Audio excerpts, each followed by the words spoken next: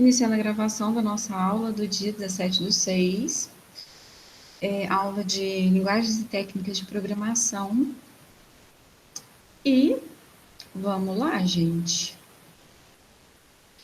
Eu não sei se eu tinha avisado para vocês, do jeito que eu costumo fazer, em relação às aulas gravadas, eu subo elas para o YouTube, porque lá no Drive, elas ficam por um tempo limitado, tá? Cerca de 30 dias, aí elas são removidas, porque senão o volume de coisas que gera ali é muito grande.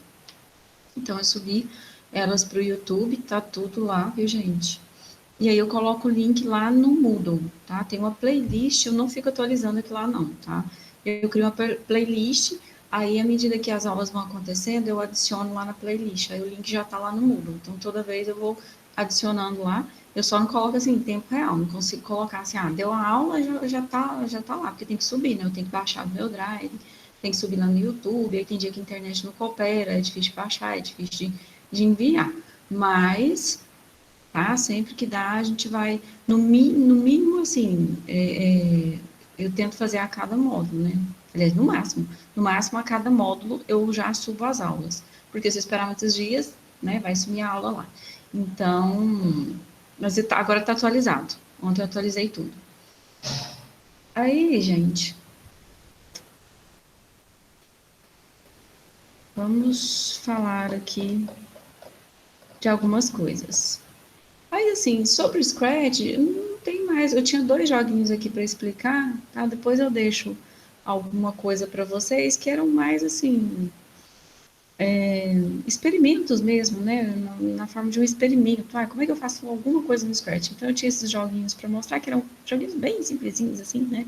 Sem muita criatividade, foram criados aleatoriamente, porque eu precisava mostrar um conceito, eu queria mostrar um outro conceito, aí eu fui criando. Mas eu não vou nem mexer com eles, não, porque eu tô vendo aí o pessoal que tá aí hoje. Acho que todo mundo está acompanhando desde o primeiro momento, né? Porque tem um pessoal que entrou novo, tem alguém aí que é novato, que está começando essa semana, ou começou na semana passada? Acho que não, né? Eu estou olhando os nomezinhos, eu estava reparando, estou olhando os nomezinhos, quase, quase. Eu estou reparando os nomezinhos e realmente eu me lembro de todos. Então, não tem por que eu ficar mexendo mais no Scratch, porque eu acredito que vocês já tiveram a base suficiente para trabalhar no Scratch. Só que eu quero formalizar alguns conceitos agora. Preciso. Né? Então, vamos lá. Tirar esse negocinho aqui da frente, que isso aqui só atrapalha. Pronto. Ô Vamos. Cristiano, bom dia. Bom dia. Eu comecei essa semana. Ah, qual que é o seu nome? Leandro, Leandro. Seja bem-vindo, Leandro. obrigado. Então, dá uma olhada lá nas aulas gravadas, viu? Tá bom. Você já está conseguindo acessar o Moodle? Aham, tô sim. Tô Tá, tentando pegar e aprendendo. sim. Aí lá no meu Moodle eu separo por encontros, né? Porque é a divisão que o pessoal pede para a gente fazer, por encontros. Aí Tá, tem uma parte lá que está escrito aulas. Aí lá em aulas vai ter o link da playlist, né, de tudo que a gente fez até o momento. tá bom, vou dar uma olhada lá. Sim. Mas se tiver dúvida, pode perguntar, viu? Tá bom, obrigado. Aí o pessoal que está chegando agora, a gente tem um projetinho de Scratch. Aí a gente vai dilatar o prazo, tá? Para esse pessoal aí. Vocês não tem que entregar junto com os outros, não. Eu vou dar um tempinho a mais, porque não tem jeito, né? Aí eu falei com vocês que eu quero formalizar alguns conceitos, tá? Porque, por exemplo, a gente viu tanta coisa lá no Scratch, a gente viu lá a repetição, a gente viu variável, a gente viu estrutura condicional, a gente viu tudo isso. Ou seja, a gente viu todo o conteúdo de LTP já lá dentro do Scratch, né? Incrível isso. Só que eu não quis formalizar naquele momento, porque o Scratch ele é uma coisa intuitiva, e aí você está falando de uma coisa intuitiva, e você parar para formalizar uma coisa que tem que ser intuitiva, que é feito para ser intuitiva. Aí eu resolvi não fazer, tá? Então vocês estão sendo meio cobaias mesmo, porque né, eu vou cobrar tudo ali na hora do projetinho, vou querer que vocês apresentem tudo aquilo ali no projeto de vocês, mas eu não expliquei do que se trata.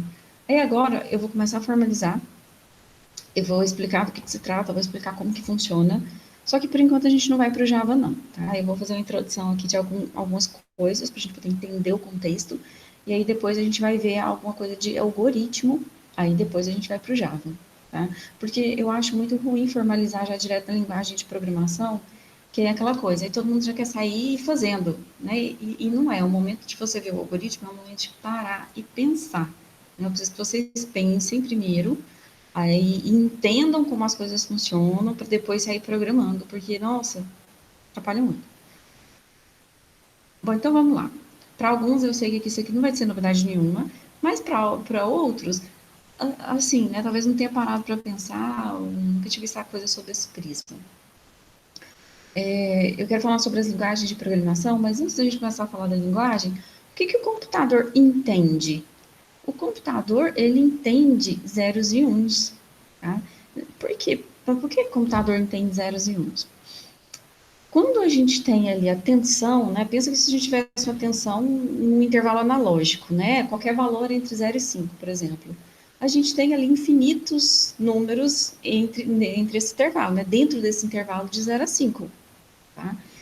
E assim, o computador, para ele entender nessa exatidão, ele teria que ser um instrumento muito preciso, para ele entender todos os valores entre 0 e 5. Na verdade, ele teria que ser um computador quântico. Não dá, né, gente? Seria muito caro. É, e proibitivo, porque nem um computador quântico ele não consegue ter tanta exatidão, ele tem alguma dificuldade sobre isso. Então, ele não entende, tá? Aí, como ele não entende, o que o pessoal fez? Ele não entende de 0 a 5, todos os valores, mas ele consegue separar dois, pelo menos. Ele consegue entender que um valor tipo 0, 1, né, é um 0, e que a partir de 2, por exemplo, é um 5, né, ou 1, na verdade. Então, foi isso que o pessoal fez, separou em dois valores, tá? Então, eu vou ter ali, rodando, correndo aqui nos meus circuitinhos, eu vou ter uma tensão de 0 a 5 volts. Mas para o computador, ele vai traduzir isso como 0 e 1. Se for muito baixinho ali, né, menor do que 2, por exemplo, é um 0. Se for acima de 2, alguma coisa, é um 5. Tá? Então, o computador trabalha desse jeito. Então, né, não tem por que eu chamar sei lá, de 1 e 2, por exemplo. Não faz sentido, é 0 e 1. São os primeiros dígitos ali que a gente tem, então 0 e 1. Esses são os valores que o computador entende por causa dessa questão, por causa dessa limitação que a gente tem.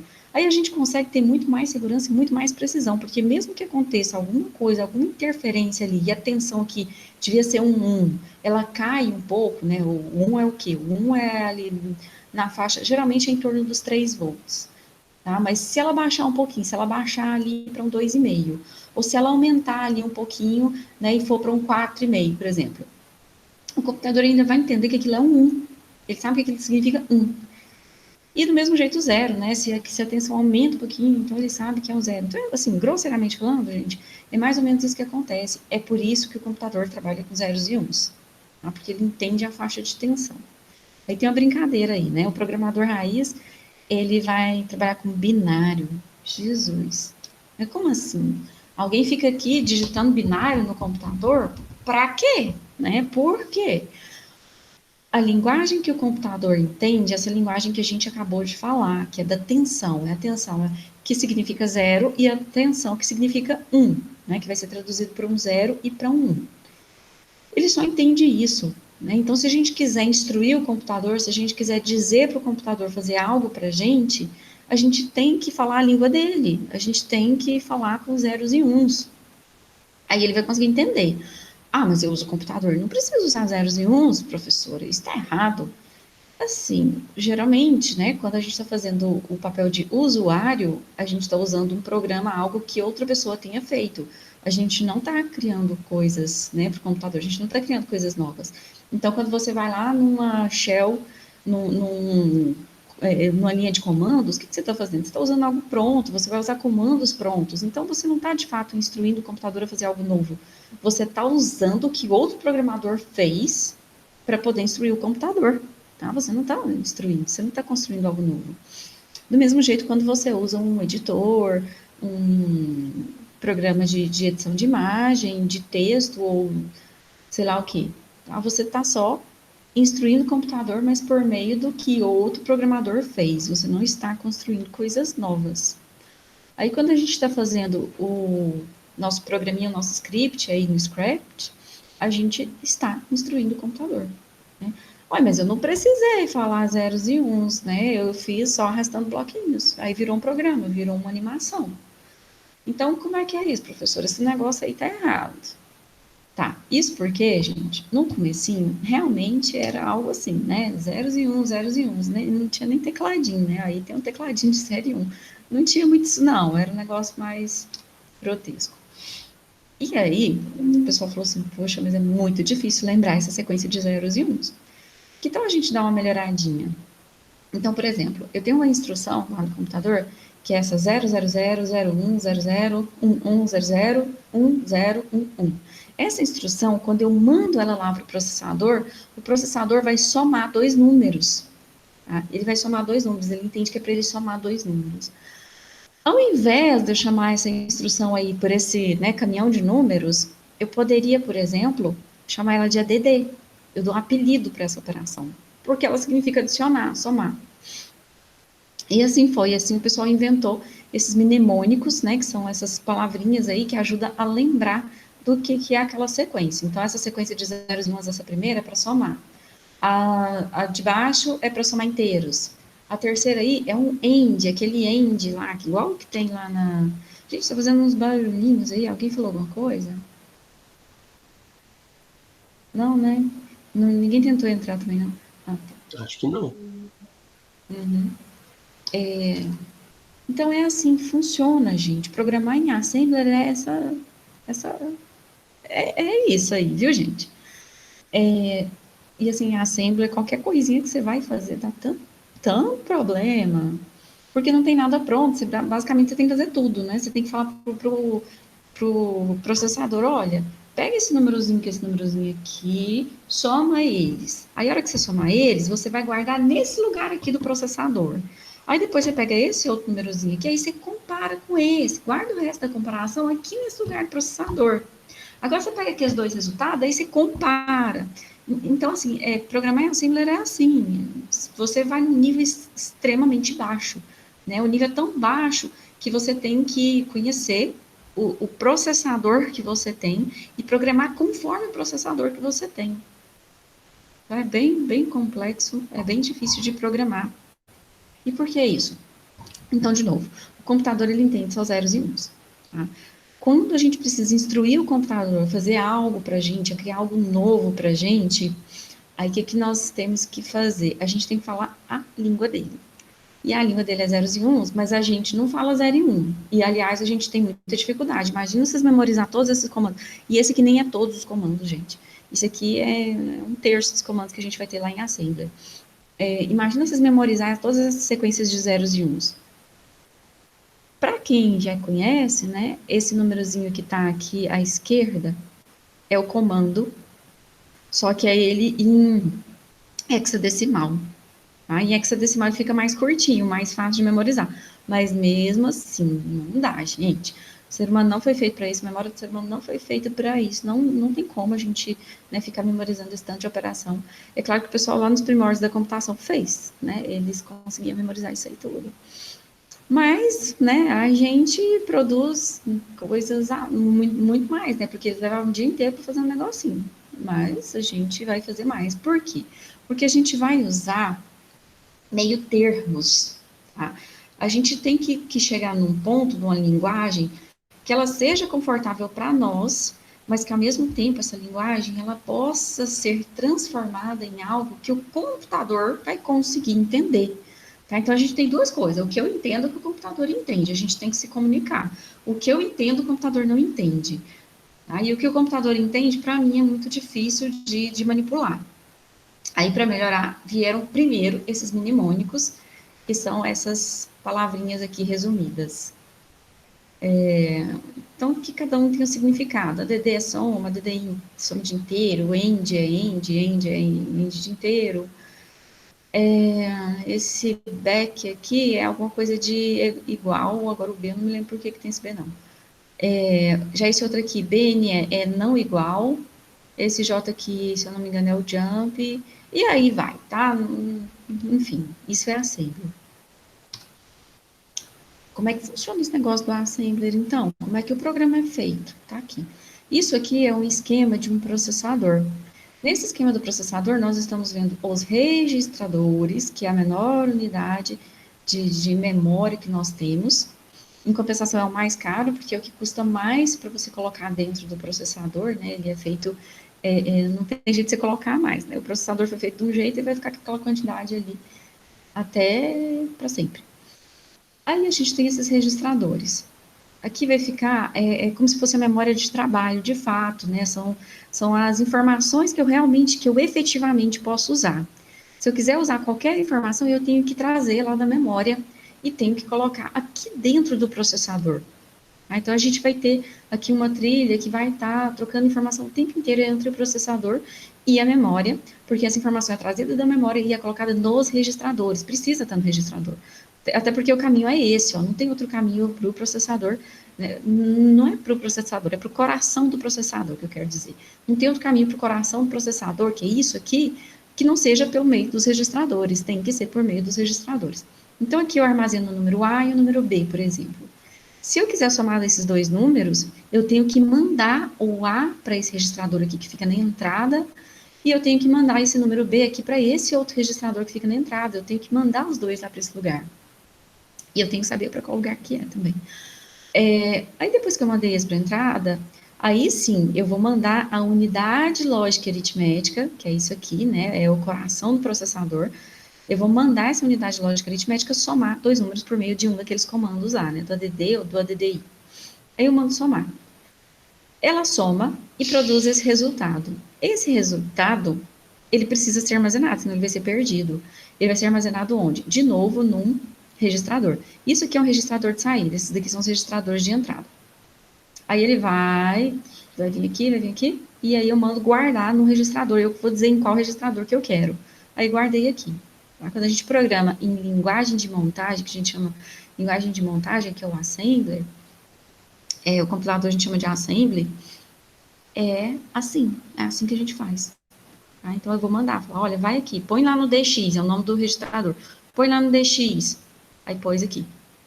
E é assim, eu tenho que quebrar o meu problema em uma sequência de somas, subtrações, comparações.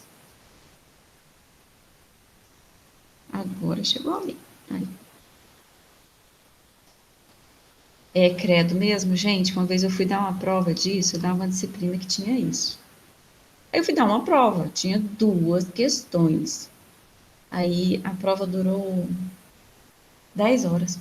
Foi tenso, 10 horas de prova. Mas eu não vou dar essa disciplina para vocês, não. Mas se der, então. Eu não sabia que o povo ainda usava, tipo, pra ensinar assim, não.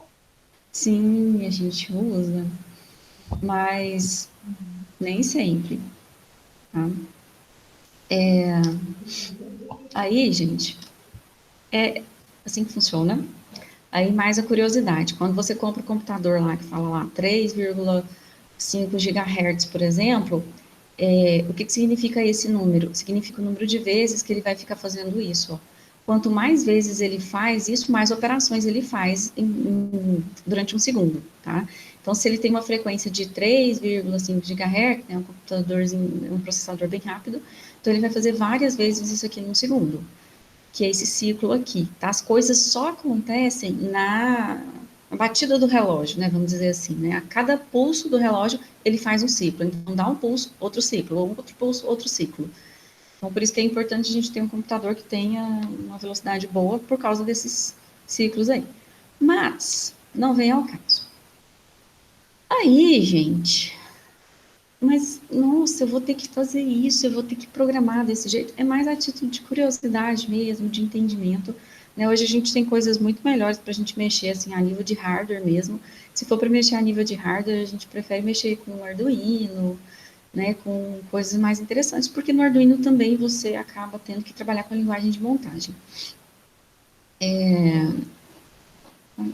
Não é bem uma linguagem de montagem, né, mas você tem que entender lá do dispositivo, você tem que chamar um sensor, você tem que manipular informações a um nível mais baixo. Aí, pessoal, nós temos as linguagens de alto nível. Por quê? Porque eu não consigo entender isso, é difícil. E, ao mesmo tempo, o computador não entende o que eu falo. Então, essas linguagens de programação que a gente vem falando aí, para quem não está ambientado, né, fica pensando, gente, o que, que é isso? Aí tem alguns que conhecem, aí a pessoa fica assustada, pensando, meu Deus, esse curso, por que, que eu fui inventar de fazer esse curso? Nossa, e agora? Eu não sei o que, que é isso, eu nunca ouvi falar, Java, você de comer, de passar no cabelo, eu não sei, né? Gente, fica calmo, né? Assim, não, ninguém tem que estar assustado com De isso. comer. É, De tomar, na verdade. cafezinho. Então, porque o símbolo do Java é a xícara de café, viu, gente? Para quem não conhece. E aí, gente, a do Python é uma cobrinha, né? Então, essas linguagens é o meio termo que a gente tem para poder instruir o computador, para dizer a ele o que fazer, e aí a gente pode criar coisas novas com essas linguagens, certo? É uma linguagem que é confortável para nós, porque a gente consegue com facilidade memorizar os comandos. Ao mesmo tempo, o computador ele consegue pegar os comandos dessa linguagem e traduzir para uma linguagem que ele conheça. E existe alguns processos, existe dois processos para o computador fazer isso que eu vou explicar agora para vocês. Então aqui tem exemplos, né? Tem um exemplo de um monte de coisa, né? Alguns aqui são linguagens, outros não. Aqui tem protocolos também. Arduino tem um C Arduino lá, mas não é que seja uma linguagem. Aliás, o C Arduino é uma linguagem, não é que o Arduino é uma linguagem, o Arduino é uma plaquinha. Aí a gente tem, por exemplo, Java, a gente tem Python, a gente tem PHP, CSS. Não é uma linguagem de programação, né? Não é uma linguagem que serve para a gente poder deixar as coisas mais bonitinhas, na verdade. E quando a programação surgiu, era assim, a turma fazia desse jeito aqui, né? Estão vendo essa mulher aqui com os cabos, né? Geralmente eram mulheres mesmo, porque eles entendiam que era como se fosse uma telefonista. Parecia um grande terminal telefônico da época. Aí a pessoa conectava um cabo no lugar, depois conectava no outro, depois conectava no outro, e ficava aquele trem ali o dia todo, tá? Isso porque essas eram as entradas na forma de zeros e uns, então tinha que informar quando era um zero, informava quando era um, e ficava naquilo. Então era assim, um trabalho muito enfadonho, muito cansativo, muito propenso a erro, tá? Era realmente horrível. O pessoal não conseguia produzir muita coisa porque era difícil. Isso foi lá nos anos 50, gente, nos anos 30, nos anos 50, né? Os primeiros computadores vieram ali nos anos 30, na época da guerra houve muito desenvolvimento porque o pessoal queria quebrar os segredos uns dos outros. Então eles ficavam criando máquinas que pudessem auxiliar eles nisso, né? Calcular a trajetória de balística, fazer um monte de coisa. E aí houve esse grande desenvolvimento na área da computação. Mas não estava legal, não estava bom. Aí o pessoal falou: a gente precisa melhorar isso. E aí vieram aquelas linguagens, vieram a linguagem de montagem, vieram os cartões perfurados.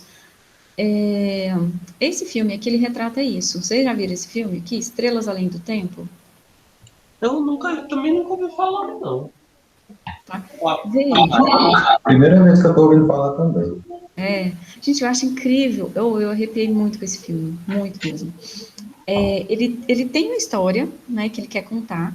É uma história de afirmação, realmente, das mulheres negras, inclusive, que foram trabalhar lá no lugar.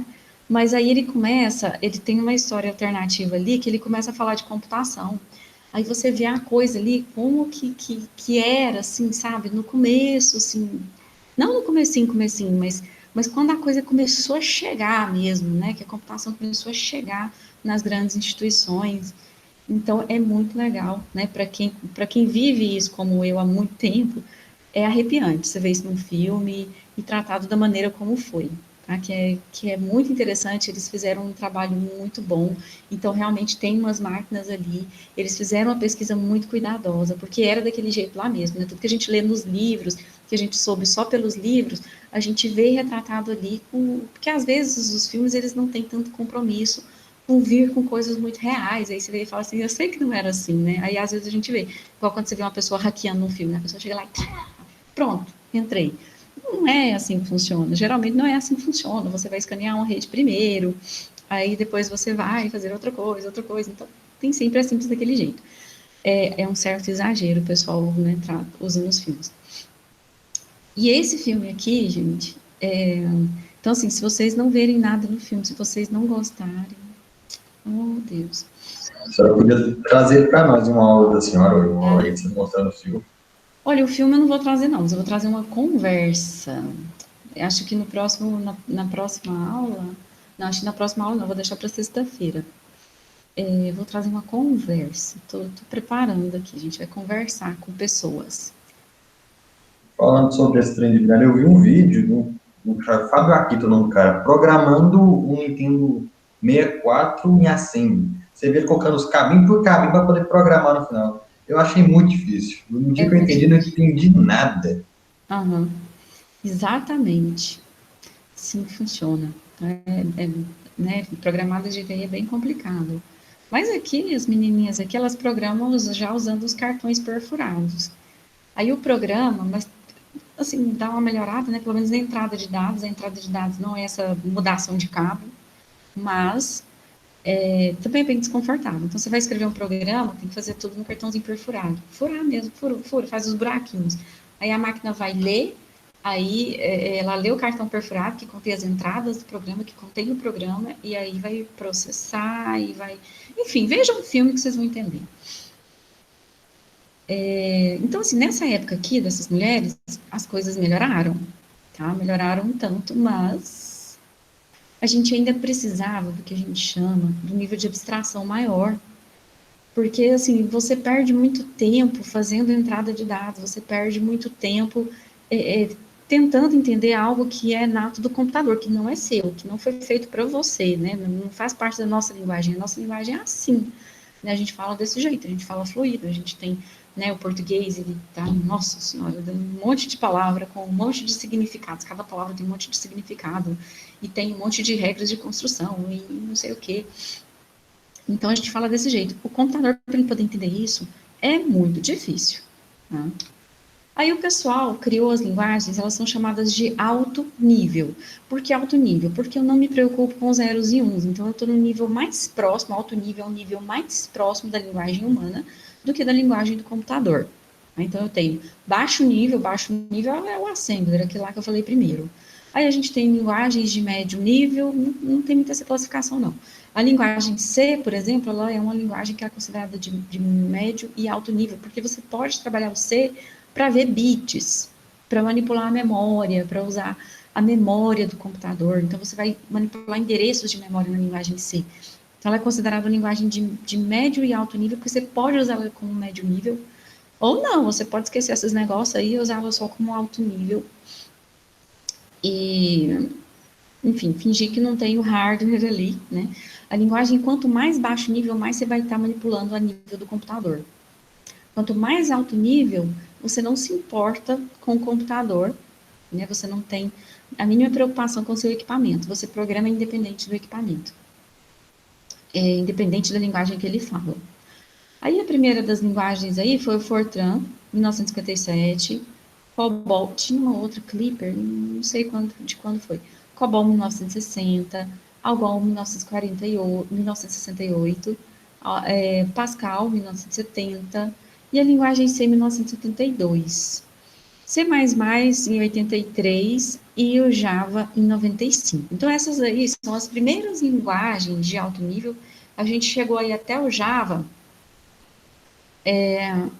porque até o Java, né, eu acredito que o Java seja aqui também um divisor de águas e realmente ele marca tudo que vem para frente. Porque o Java ele vem propondo um novo jeito de fazer as coisas. Até aqui, na verdade, a linguagem C++ também tinha isso.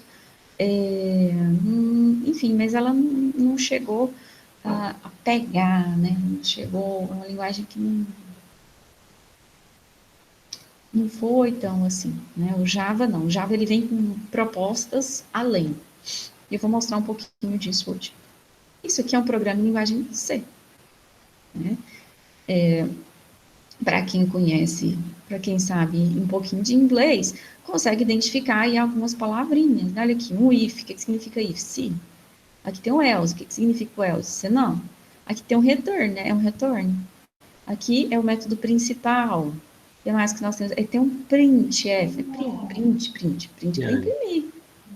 Sim. Por que o método dado como void está retornando um zero? Ah, é verdade, olha aí que besteira. Aliás, não, aqui, ó, é o retorno dele. Aqui é o parâmetro de entrada. A gente não costuma colocar nada aqui, não. É verdade. Aqui, Mas ó. eu acho que os meninos da minha sala tinham muito preguiça de colocar o return zero, eles colocavam o void ali, funcionava sem retorno. Sim, pode ser. Alguns compiladores, eles encrencam com isso, mas aí vai do compilador, vai também da plataforma. Porque a linguagem C, ela é diferente do Java, por exemplo, e foi por isso que eu achei melhor não, né? A gente achou melhor, o coordenador falou, não, vamos trabalhar com Java, não vamos mexer com C não, porque a gente começa a ver o C, aí de repente passa para o Java, se a gente começar a trabalhar o Java já desde o começo, a gente consegue agilizar, porque a gente não tem aquela coisa de migrar de uma linguagem do ambiente para outro, o pessoal fica meio perdido. E aí o C, uma das coisas que eu achei bom nisso na proposta dele, foi porque a gente trabalhava com C, e o C, ele varia, né? Se você está usando no Linux, se você está usando no Windows, ele vai variar conforme a plataforma. Então, se você tem um programa em C, ele tem que ser compilado para aquela plataforma, ele tem que... Aí até, assim, na época que eu fiz uma disciplina do mestrado, o pessoal ficava compilando sistemas operacionais ali para a máquina, né? Para você ter um sistema operacional melhor, né? Que seja mais ágil, compilava ele para a sua própria máquina, baixava o sistema operacional, compilava. Nossa, gente, mas que trabalheira, né? Mas enfim, esse aqui é um exemplozinho de um programa em linguagem C. Mas assim, não se preocupem, né? Só para mostrar para vocês que não é algo de outro mundo, que é algo que a gente consegue entender. Tá? Aqui no caso, int é uma abreviação de inteiro. Aqui também, inteiro. Aí aqui são alguns formalismos que a linguagem tem, desse abre e fecha chave, significa início e fim. Aí aqui, int a igual a 3, não, a gente lê diferente em linguagem C. Em Java a gente lê do mesmo jeito. Int a, que recebe 3. Então aqui eu estou falando que essa variável a está recebendo o valor 3. Essa variável b está recebendo o valor 7. A variável c não recebeu nada. Aí depois a variável c recebeu a soma dessas duas variáveis. Aí aqui eu estou testando, if, se. Porcentagem significa resto da divisão. Então, se o resto da divisão de C por 2 for igual, agora aqui é igual, ó. Se for igual a zero, printf, ou seja, imprima aí, né, imprime, o resultado é par.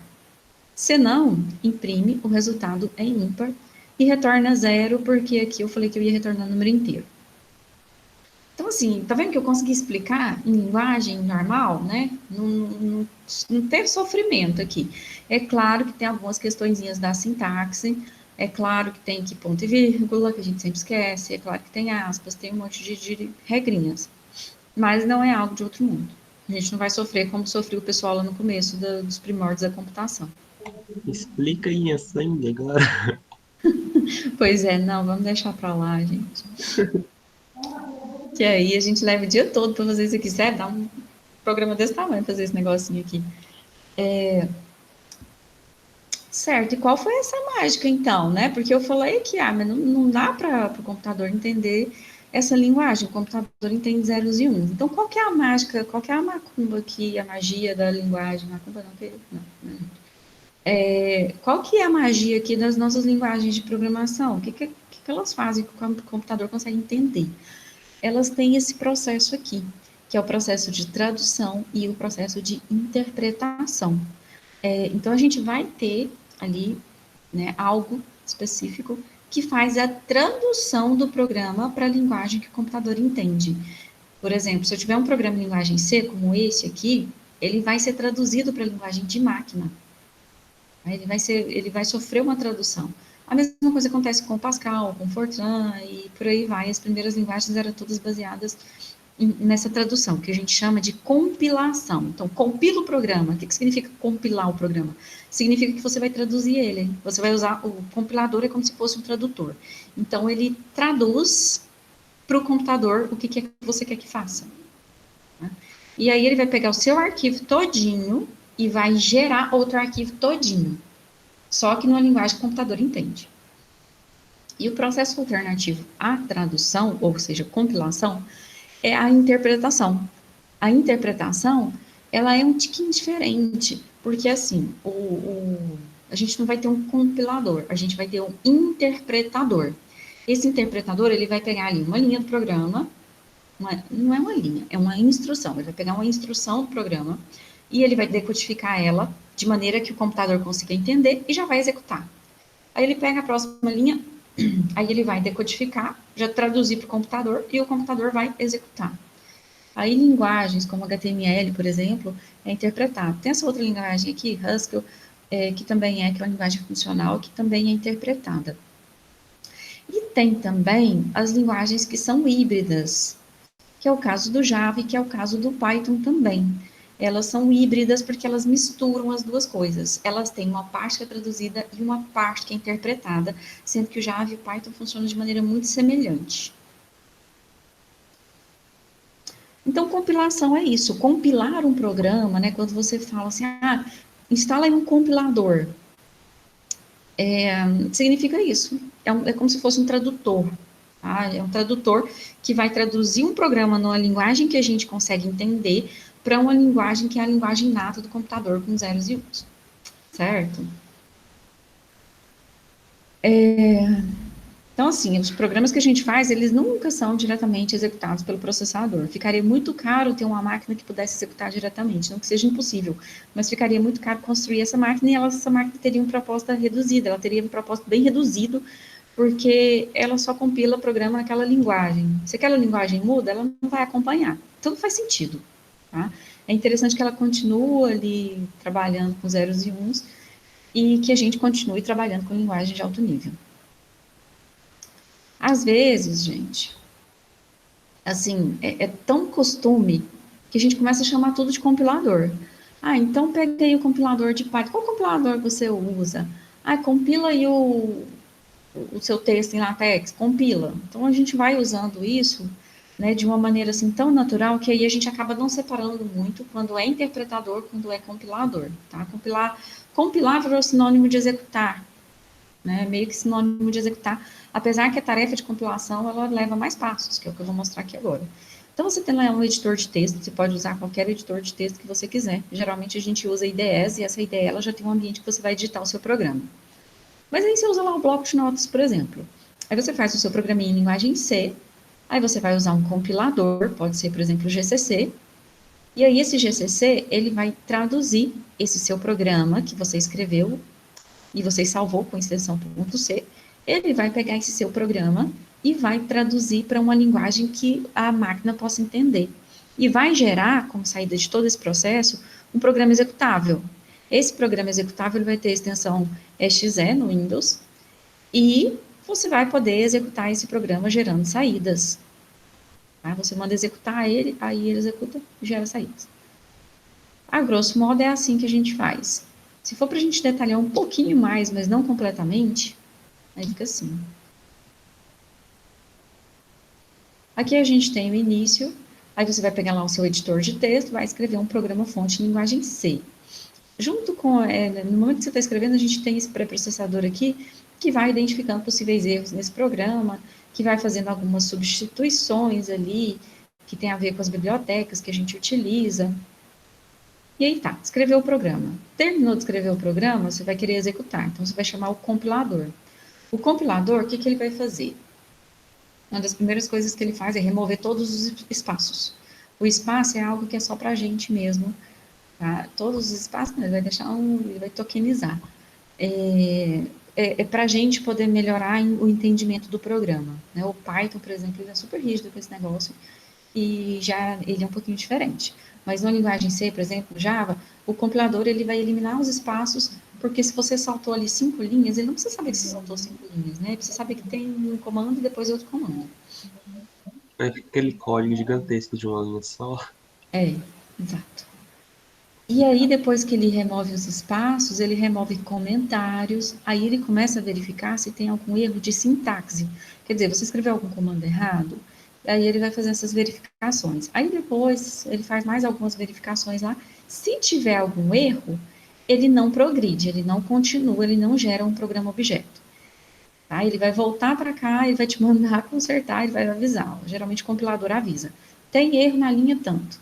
E nem sempre, quando ele fala que está na linha 5, está na linha 5. Às vezes está na linha... Quando está na linha 5 é bom demais, porque está facinho de achar, né? Às vezes você está lá na linha 200 e não sei quanto, ele fala que tem um problema nessa linha 200 e não sei quanto. E o erro pode estar antes, tá? Ele pode estar umas 100 linhas antes desse lugar. Pode ser uma chave que você colocou lá abrindo e que você não fechou. Aí ele continua procurando, continua procurando. Aí chega um ponto lá que ele vê que não tem jeito, você não fechou essa chave, né? Você abriu, mas você não fechou. E que agora apareceu uma outra coisa lá que não dá, né? Você teria que ter fechado aquela chave primeiro para continuar com essa outra coisa que você colocou. Aí ele acusa o erro. Então é isso, aí vai, né, para cá. Agora, se você não cometeu nenhum erro, se o seu programa está certo, pelo menos assim, sintaticamente, porque pode acontecer erros durante a execução também, tá? Alguma condição ali durante a execução pode falhar, pode dar algum problema e falha sempre. Aí, se não tem nenhum problema, ele gera o programa objeto. Esse programa objeto, ele é quase um executável, ele ainda não é um programa executável que pode ser executado diretamente pelo computador, porque ainda falta adicionar coisas, tá? Porque a gente não faz tudo do zero toda vez que a gente vai programar. A gente usa bibliotecas, e essas bibliotecas, a gente precisa incluir aquela biblioteca aqui dentro. Aí a gente tem esse link editor, tá? Ou linker, linking, ele é chamado, tem vários nomes. Ele vai fazer ligação. Então, ele vai pegar o seu programa objeto e vai chamar essas partes externas, ou mesmo a biblioteca que você mesmo tenha criado aqui, né? Então, ele vai chamar essas partes externas e vai ligar aqui no seu programa objeto. Se tiver algum erro, quando ele liga tudo, por exemplo, faltou alguma coisa, aí vai voltar para o código, você que resolva. Se não, se deu tudo certo, né, se ele conseguiu fazer todas as ligações necessárias, aí ele vai gerar o arquivo executável, esse exe aqui, que é de fato o arquivo que vai ser executado. Esse arquivo aqui, ele vai ser binário, ele vai estar em zeros e uns, e o computador vai conseguir entender. Enfim, né, sucesso ou não, tem erros que pode acontecer em tempo de execução. E aí o que acontece quando dá erro, né, você volta para o código e vai sofrer um pouquinho mais. Consertando, né, e isso faz parte. Esse processo é o processo que a gente tem de compilação, o processo de tradução, né, que a gente tem lá na linguagem C. Já na linguagem Java, eu falei que é híbrido, que ele tem as duas coisas. Por que que ele tem as duas coisas? É justamente por causa do a mais do Java, que é a questão da portabilidade. O Java é um tipo de linguagem que ele se propõe a ser universal e rodar em qualquer coisa. Né? O programa ele vai rodar no Windows, ele vai rodar lá no Linux, ele vai rodar no macOS, vai rodar em tudo que a gente quiser. Né? Porque o Java é muito inteligente. Não, gente, é porque o pessoal sacou o negócio aqui. Não é mérito do Java, né? Mas a pessoa que pensar, que bolar esse esquema. Tá aqui, eu tenho uma classe Java, aí eu tenho um compilador. Tá? Esse compilador aqui do Java, a gente precisa de uma chamada JDK, que é o Kit de Desenvolvimento Java, que é o que o programador vai ter que instalar para poder usar o Java. Aí a gente chama esse compilador para ele compilar a classe. Quando ele compila essa classe, ele vai gerar um bytecode. Esse bytecode, ele é como se fosse uma linguagem de montagem, mas é uma linguagem de montagem própria do Java, tá? Específica do Java. Então, ele vai gerar esse negócio lá. Às vezes, a gente usa isso daqui para ensinar linguagem de montagem também. Aí ele gera esse bytecode. Quando ele gera esse bytecode aqui, esse bytecode, ele é executável, mas ele é executável por uma máquina virtual Java. Ele não é executável diretamente pelo computador.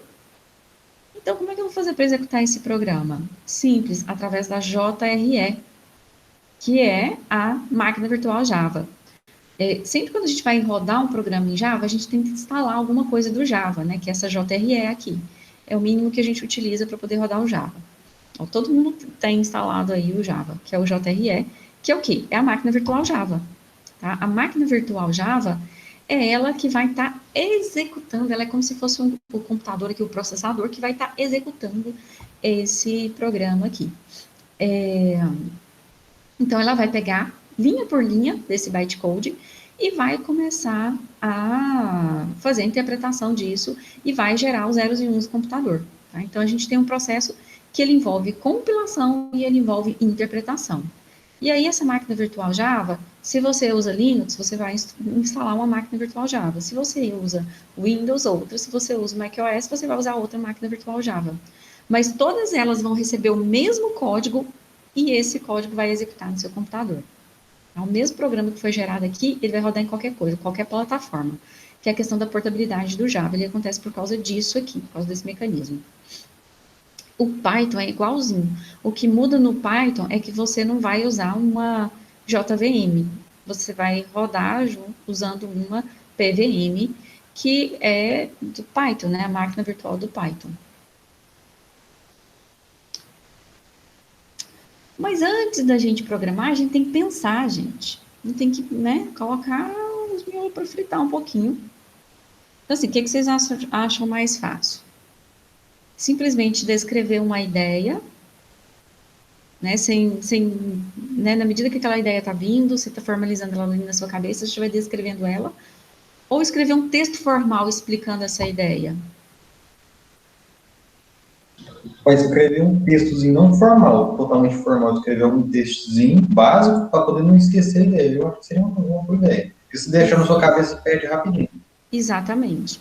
Tá? E aí, essa é uma das motivações da gente estar vendo o algoritmo, porque quando a gente começa a trabalhar na linguagem de programação, a gente começa a preocupar com formalismo, né? Na linguagem portuguesa, a gente tem todos os formalismos ali, e na linguagem de programação também nós temos formalismo, que é essa questão, abriu chave, você tem que fechar. A gente preocupa até com espaçamento, vou colocar mais para a direita, para mostrar que isso está dentro disso. Tá? No Python isso é obrigatório. E aí vai, né? E aí vai. Então você fica preso nesse formalismo aí, e não deveria, porque quando você está, né, principalmente quando você está aprendendo a programar, quando você está aprendendo ali as primeiras coisas, você deveria estar pensando em como resolve o problema, né? E não em como que eu vou escrever a solução do problema.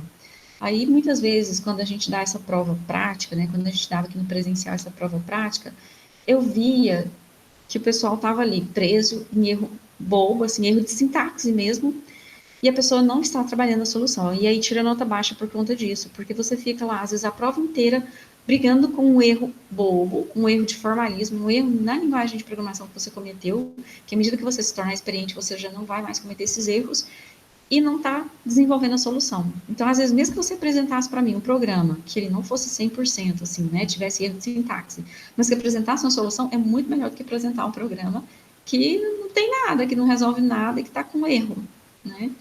Então, ele não tem a solução e também está errado. É melhor um que tem a solução, mas que está errado, do que nada, né, que não tem solução. Enfim. Então, a gente acaba trabalhando com esses algoritmos porque a gente quer trabalhar o pensamento lógico, a gente quer trabalhar a lógica de programação. E aí, para a gente trabalhar a lógica de programação, a gente vai ter alguns ingredientes aqui, né, a saber quais são esses ingredientes. Primeiro são as instruções, né, qualquer ação ali que o computador vai poder executar. Essa instrução, ela vai ser vinculada às linguagens de programação, no sentido de que, mesmo vendo o algoritmo, a gente vai ver instruções básicas que são realizadas em qualquer linguagem de programação. A gente vai ter que desenvolver uma sequência lógica. O que é essa sequência lógica? Essa sequência de passos para resolver aquele problema. Então, eu vou fazer isso, depois isso, depois isso, depois isso. Tá? Então, a gente vai desenvolver essas sequências lógicas. E a lógica de programação é isso, né? O que eu preciso que vocês desenvolvam. O objetivo que eu falo que é o objetivo da disciplina. Apesar da disciplina se chamar Linguagens e Técnicas de Programação, a gente não trabalha muitas linguagens e nem a gente trabalha muitas técnicas de programação diferentes, né, coisas mirabolantes, não. A gente trabalha essencialmente nessa disciplina a lógica de programação, que é a técnica de encadear pensamento para atingir um determinado objetivo. Então, eu dou um problema lá para vocês. Calcule qual que é a fórmula de Bhaskara, por exemplo. Probleminha bem simples. Então, você vai, como que eu vou fazer isso? Como que eu vou ensinar o computador? Porque você não vai fazer isso, não é? Fazer isso, você faz no papel, não precisa disso. Mas você vai ter que ensinar o computador a resolver isso, tá? A partir de agora, tudo que a gente faz é, como que eu faço para o computador fazer isso? Certo? Então, a gente tem os nossos personagens aqui. Então, primeiro eu preciso dizer para ele fazer isso, depois eu preciso falar para o computador fazer isso, depois isso, depois isso, depois isso, depois isso. Aí você vai encadeando os pensamentos de maneira que aí você consiga atingir esse objetivo, que é resolver essa fórmula, e aí o computador aprende. Então, a gente vai definir aí um objetivo, né, inicial. A gente precisa do detalhamento do problema, né, esse problema precisa ser descrito, precisa haver uma compreensão desse problema, tem que ser de maneira, né, a solução que a gente propõe, ela tem que ser clara, ela não pode ser ambígua e ela tem que ser sequencial. Porque não tem assim, por exemplo, faça algumas vezes isso aqui. Não tem esse faça algumas vezes, né? Faça até que alguma coisa aconteça. Ou então faça 10 vezes. Tá? Não tem essa para o computador, faça algumas vezes.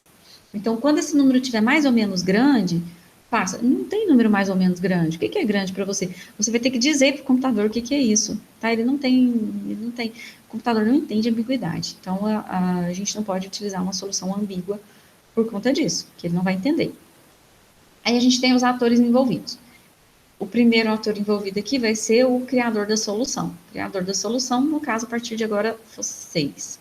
Executor da solução vai ser o computador que vai estar executando ali a sua solução. Então, as instruções que a gente dá é sempre para o computador. Mas, muitas vezes, a gente tem que falar com o usuário também, o usuário da solução. Nesse caso, vai ser o programador também, né? Porque a gente não vai fazer programa para fornecer para o usuário. Então, a gente vai trabalhando ali executando, né? Como se a gente fosse o usuário final. E aí a gente chega no algoritmo. Que horas são, pessoal? Quase 8h30. Quase 8h30. Eu vou só explicar mais esse slide. Aí eu vou finalizar. Um tiquinho antes que eu preciso levar minha filha para fazer um exame. Mas vocês têm um projeto para fazer, né? Então, aí vocês aproveitam esse restinho de tempo. Aí amanhã eu compenso vocês. Eu dou esse restinho de tempo, que vai ficar faltando aí uns 20 minutinhos. Eu dou esse restinho de tempo amanhã, porque a gente sempre passa no horário, né? A gente sempre empolga. Verdade, tá bom. Aí, gente, algoritmo, vai falar errado não, tá? Não é logaritmo não, pelo amor de Deus. Não é logaritmo, não é algoritmo, é algoritmo mesmo, tá? Algoritmo é um programa, também é quase como se fosse um programa, só que, na verdade, existem várias formas de algoritmo, né? Mas ele vai ter uma sequência de instruções que vai me dizer o que tem que ser feito para resolver um determinado problema. E isso é o algoritmo. A diferença dele é que ele não vai estar numa linguagem de programação e que ele admite várias formas diferentes. Eu posso fazer ele como um desenho e eu posso fazer ele escrevendo de uma maneira assim bem geral. Ou eu posso fazer ele parecido com a linguagem de programação. Tá? Tudo isso é algoritmo, são formas de algoritmo. Então, ele vai ser uma sequência infinita de passos e ele se parece com uma receita. E tudo que a gente faz na vida tem algoritmo. Se você for chupar uma bala, como que chupa uma bala? Você pega a bala e enfia na boca, pronto? Não, né? Você tem que pegar a bala, você tem que retirar o papel da bala, e você vai chupar a bala, e você tem que jogar o papel no lixo. Meus filhos, eles não sabem esse último passo dessa sequência, não. Tem que ensinar para eles esse algoritmo aqui. Então, tem uma sequência de passos. Aí tá. Aí você faz um passo de cada vez. Tem que ser nesta ordem, né? Tem que ter todos esses passos. Enfim. E o algoritmo para fritar um ovo? Tem algoritmo para isso? Sim, toda receita é um algoritmo, gente. Pega a panela, e depois de pegar a panela, vai pegar o ovo, aí depois vai pôr óleo na panela, acender o fogo, aí quebra o ovo, aí depois, né, caiu lá na panela, tempera, coloca sal. E aí você espera um tempo, né? Se você quer mais fritinho, menos fritinho, aqui é um ovo cozido, mas tudo bem. Se você quer mais fritinho, menos fritinho, vai ter uma quantidade de minutos que você vai esperar. E pronto, esse é o nosso algoritmo. Eu conheço o mais fácil. Mãe, fritou um ovo pra mim. É verdade. Um algoritmo em um passo. Eficiência algorítmica. Então, assim, gente, tudo que a gente faz é algoritmo, né? A gente acaba sempre gerando essas sequências de passos na cabeça para poder resolver as coisas. Então, vocês, quando vocês acordaram, vocês já elaboraram o algoritmo de vocês, né? Tem gente que vai meio no automático, mas vai fazendo, né? Mas em algum momento você teve que pensar nesse algoritmo. eu vou levantar, aí depois eu vou escovar os dentes, aí vou abrir, vou escovar os dentes, vou fazer mais o que precisar de fazer no banheiro, aí depois eu vou vestir uma blusa, aí depois meus filhos, vou enrolar na coberta, desenrolo na coberta para assistir a aula, aí enrola na coberta, e aí sim, vou ligar o computador, tem gente que vai tomar café primeiro, então cada um tem um algoritmo diferente, tá? Mas é um algoritmo, porque você elabora uma sequência de passos ali, e isso é um algoritmo.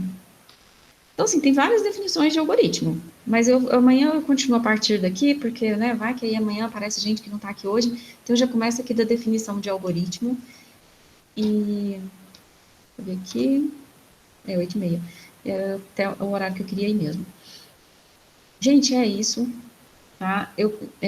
A gente sempre empolga, né? Eita, achei que ia dar para falar isso aqui tudo hoje, não deu. Perguntas? Pra mim tá tranquilo. Depois que começar o algoritmo, começar a resolver, surgem perguntas, não é? Agora. Dá para fritar um ovo aí, Matheus? Colocar né, embaixo do notebook frito assim, viu? Meu Deus do céu. Então, aí tem um algoritmo diferente, né? O seu algoritmo vai ser um pouquinho diferente para fritar um ovo. Bom, pessoal, eu vou finalizar por hoje. Só lembrando, né? Às quintas-feiras à noite é o meu horário de atendimento. Lá no plano de ensino tem lá o link, né? Caso alguém queira participar. Onde é que fica o plano de ensino? Lá nas boas-vindas toda a documentação fica lá nas boas-vindas, tá? Vai ter todo o documento que eu gero. A cada 15 dias a gente tem que gerar uma carta de navegação. Deixo tudo lá, tá? Então, às quintas-feiras, meu horário de atendimento, caso alguém queira aparecer, é um horário de atendimento que eu marco com todos os alunos. Então, vai aparecer aluno de outras disciplinas, né? Mas se vocês quiserem aparecer, a partir das 19 horas. E por hoje é só. Amanhã a gente continua, às 9h10, né? Meu horário. Dia de quinta é às 7h30 e dia de sexta-feira é às 9h10, fechando a semana. Certinho, obrigado, professor. Falou, pessoal. Até amanhã. Amanhã a gente conversa. Até. Até mais.